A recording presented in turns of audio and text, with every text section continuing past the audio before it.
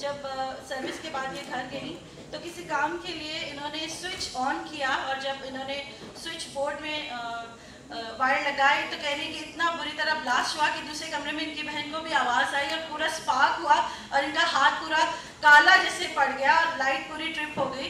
तो ये कह रही है जब मैंने बाद में वॉश किया तो देखा कि मेरे खुदावन ने मेरे हाथ पे एक ज़रर नहीं आया, कोई छाला नहीं, कोई तकलीफ नहीं। तो इस बात की ये गवाही दे रही है कि खुदावन ने मुझे उस हादसे से बचाया। तो खुदावन का शुक्र करते हैं और ज़ोरदार तालियां।